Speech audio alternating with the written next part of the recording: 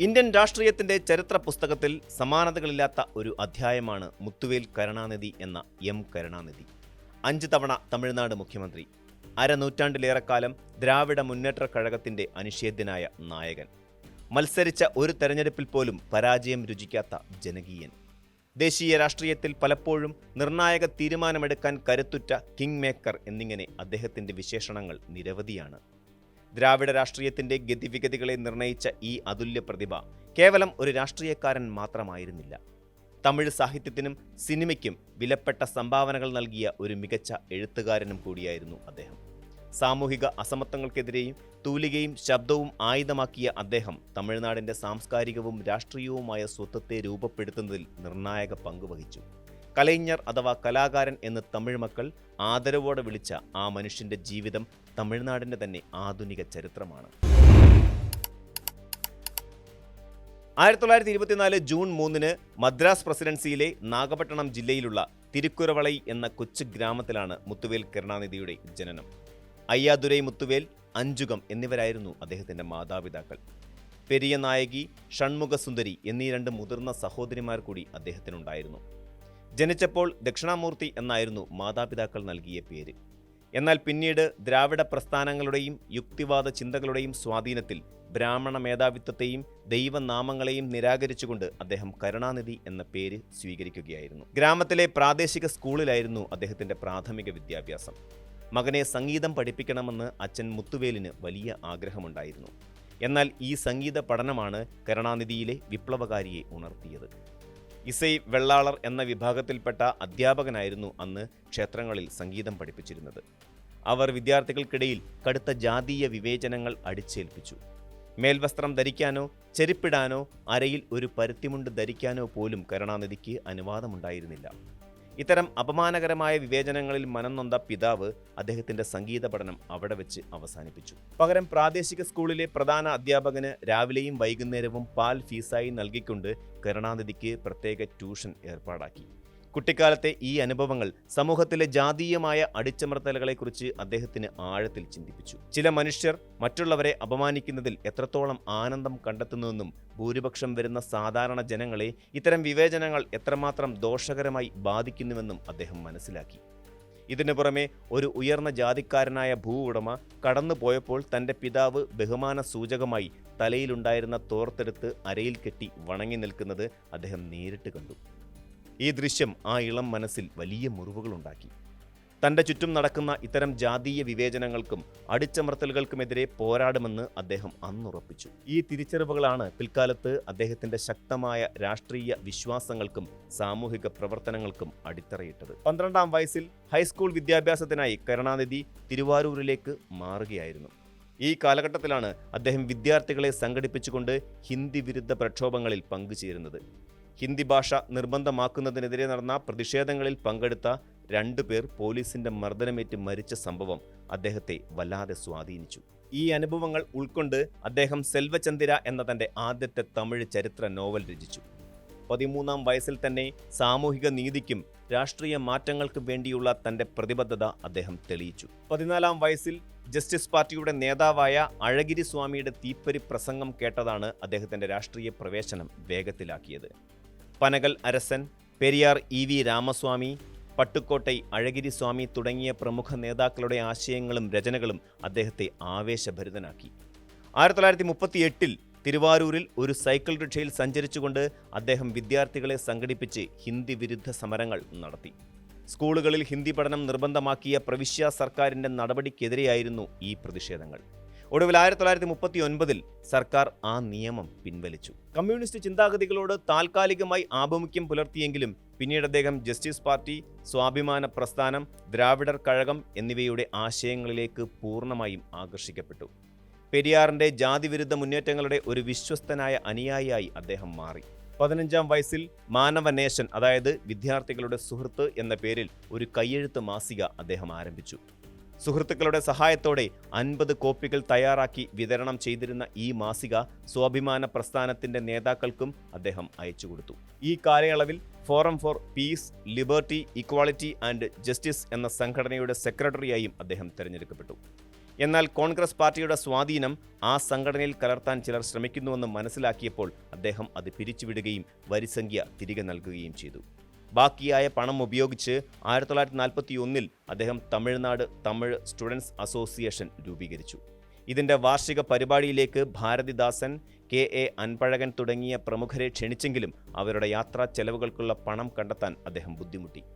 അന്ന് തൻ്റെ അമ്മ ഉണ്ടാക്കി നൽകിയ ഒരു സ്വർണ്ണമാല പണയം വെച്ചാണ് അദ്ദേഹം ആ പ്രതിസന്ധി മറികടന്നത്. സ്വന്തം ലക്ഷ്യങ്ങളോടുള്ള അദ്ദേഹത്തിൻ്റെ അർപ്പണബോധമായിരുന്നു ഇത് കാണിക്കുന്നത്. പിന്നീട് മുരശ്ശൊലി എന്ന പേരിലുള്ള പ്രസിദ്ധീകരണം ആരംഭിച്ചതോടെ അദ്ദേഹത്തിൻ്റെ എഴുത്തുകൾ കൂടുതൽ ജനങ്ങളിലേക്ക് എത്തി. അന്ധവിശ്വാസങ്ങൾക്കും ജാതി വ്യവസ്ഥയ്ക്കുമെതിരെ മൂർച്ചയേറിയ ഭാഷയിൽ അദ്ദേഹം ലേഖനങ്ങൾ എഴുതി.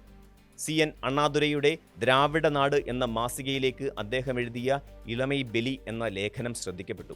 ഇതിന് പിന്നാലെ അണ്ണാദുരൈ അദ്ദേഹത്തെ നേരിട്ട് കാണാനെത്തിയപ്പോൾ 18കാരനായ ഒരു സ്കൂൾ വിദ്യാർത്ഥിയെ കണ്ട് അദ്ദേഹം അത്ഭുതപ്പെട്ടു. പഠനം പൂർത്തിയാക്കുന്നതുവരെ എഴുത്ത് നിർത്താൻ അണ്ണാദുരൈ ഉപദേശിച്ചെങ്കിലും കരുണാനിധി അത് നിരസിച്ചു.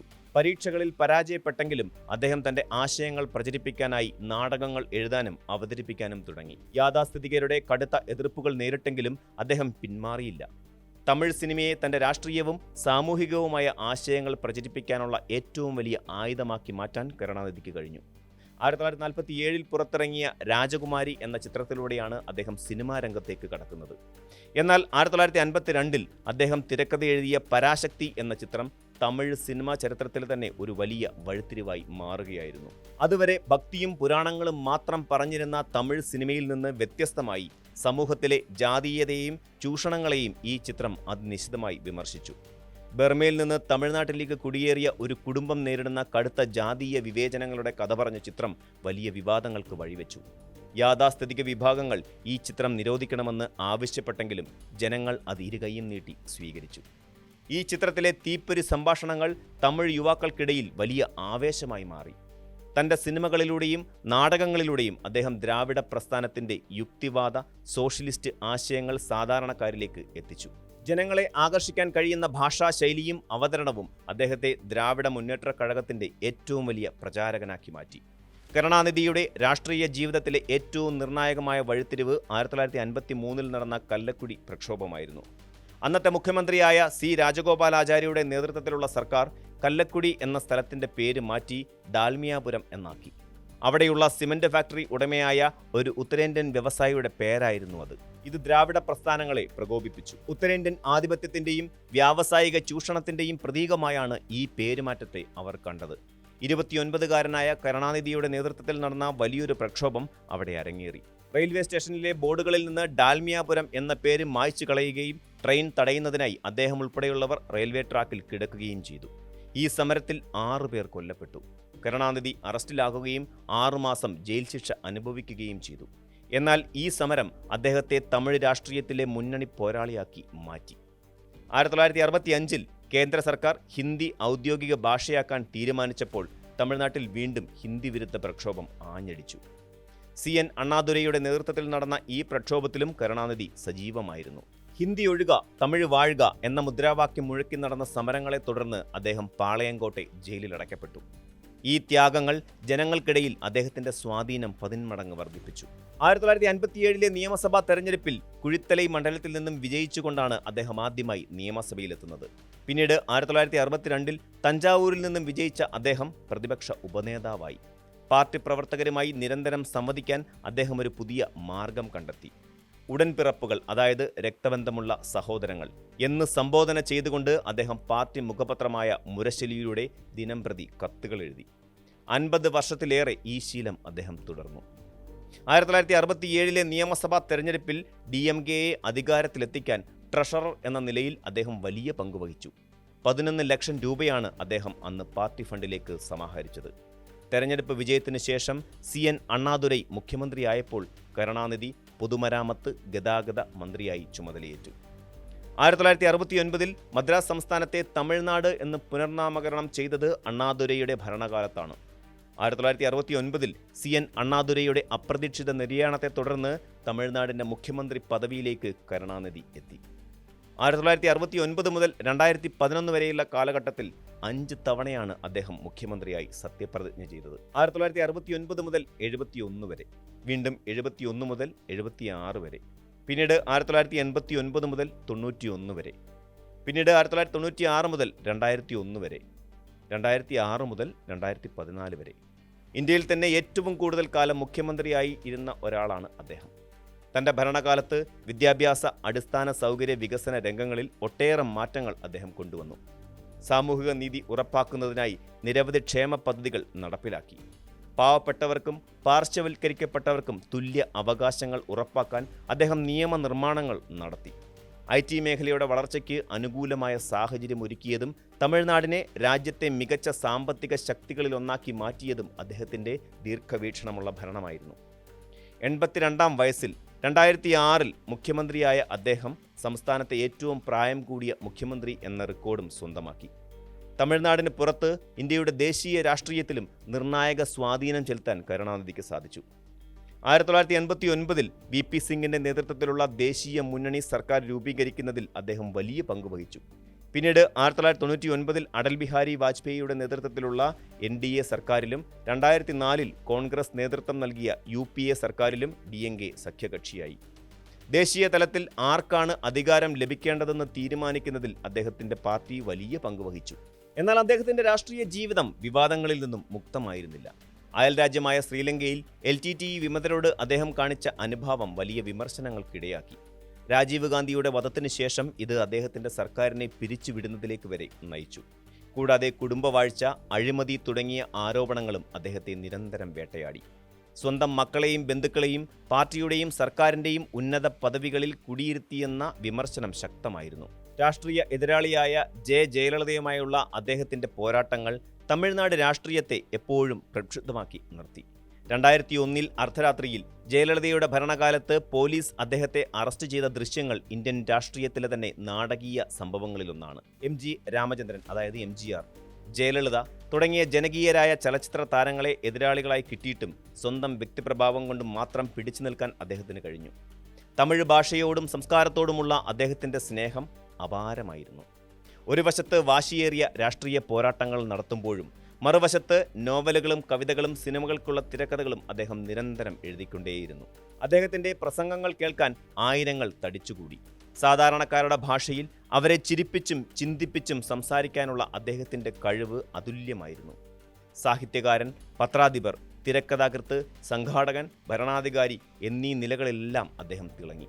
2018 ഓഗസ്റ്റ് 7-ന് വാർദ്ധക്യ സഹജമായ അസുഖങ്ങളെ തുടർന്ന് തൻ്റെ 94-ാമത്തെ വയസ്സിൽ അദ്ദേഹം അന്തരിച്ചു. തമിഴ് രാഷ്ട്രീയത്തിലെ ഒരു യുഗത്തിനാണ് അന്ന് തിരശീല വീണത്. അദ്ദേഹത്തിൻ്റെ മരണത്തിൽ അനുശോചനം രേഖപ്പെടുത്തിക്കൊണ്ട് ഇന്ത്യൻ പാർലമെന്റ് പിരിയുകയുണ്ടായി. സഭയിലെ അംഗമല്ലാത്ത ഒരാൾക്ക് വേണ്ടി പാർലമെന്റ് പിരിയുന്നത് ചരിത്രത്തിൽ ആദ്യമായിരുന്നു. അത്രത്തോളം ആഴമേറിയതായിരുന്നു ഇന്ത്യൻ രാഷ്ട്രീയത്തിൽ ആ മനുഷ്യനുണ്ടായിരുന്ന സ്വാധീനം. മുത്തുവേൽ കരുണാനിധി എന്ന വ്യക്തി ഇന്ന് ജീവിച്ചിരിപ്പില്ലെങ്കിലും അദ്ദേഹം രൂപപ്പെടുത്തിയ തമിഴ് ബോധവും സാമൂഹിക നീതിക്ക് വേണ്ടി അദ്ദേഹം ഉയർത്തിയ വാദങ്ങളും ദ്രാവിഡ രാഷ്ട്രീയത്തിൽ അദ്ദേഹം അവശേഷിപ്പിച്ച ആശയങ്ങളും കാലാതീതമായി ഇന്നും നിലനിൽക്കുന്നു. ഒരു സാധാരണ ഗ്രാമത്തിൽ ജനിച്ച് കോടിക്കണക്കിന് മനുഷ്യരുടെ നേതാവായി ഉയർന്ന ആ പോരാളിയുടെ ജീവിതം ഏതൊരു രാഷ്ട്രീയ വിദ്യാർത്ഥിക്കും വലിയൊരു പാഠപുസ്തകമാണ്. ഇന്ത്യൻ രാഷ്ട്രീയം ഉള്ളിടത്തോളം കാലം ആ ധീരനായ കലൈജ്ഞരുടെ, അതായത് കലാകാരന്റെ പേരും ഉറക്കെ അങ്ങനെ മുഴങ്ങിക്കേൾക്കും. കൂടുതൽ വാർത്തകൾക്ക് News 18 Keralam YouTube channel subscribe ചെയ്യുക.